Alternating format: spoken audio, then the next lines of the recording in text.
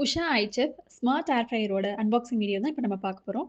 இந்த பேஸ்கெட்டோட நம்மளுக்கு ஒரு யூசர் மேனுவல் குடுத்துருக்காங்க. அந்த யூசர் மேனுவல்ல எல்லா இன்ஃபர்மேஷனும் அவ்ளோ டீட்டெயில்டா குடுத்துருக்காங்க. ஸோ மறக்காம நீங்க இத யூஸ் பண்றதுக்கு முன்னாடி ஒரு தடவ ஃபுல்லா வாசித்து பார்த்துருங்க.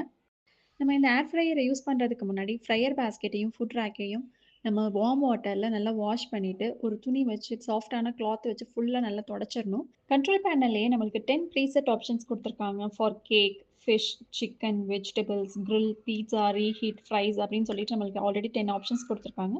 வெரி ஃபர்ஸ்ட் டைம் நம்ம ஏர் ஃப்ரையர்ல சமைக்கிறதுக்கு முன்னாடி ஏர் ஃப்ரையர கண்டிப்பா மேக்ஸிமம் ஹீட்ல 10 டூ 15 மினிட்ஸ் ப்ரீ ஹீட் பண்ணணும். இந்த மாரி நம்ம பண்றப்போ காயில்ல இருக்கிற ஏதாவது டஸ்ட்டோ, இல்ல அந்த பெயிண்டோ அந்த அந்த இதெல்லாம் போயிடும். ஸோ அந்த 15 மினிட்ஸ் ப்ரீ ஹீட் பண்ணதுக்கு அப்புறம் தான் நம்ம குக் பண்ணவே ஆரம்பிக்கணும். ஏர் ஃப்ரையர்ல நான் பானிபூரி வத்தலும், அப்பளமும் போட்டு ட்ரை பண்ணி பார்த்தேன். இதோட ரிசல்ட் எப்படி வந்துச்சு அப்படிங்கிறத நெக்ஸ்ட் வீடியோல நான் சொல்றேன்.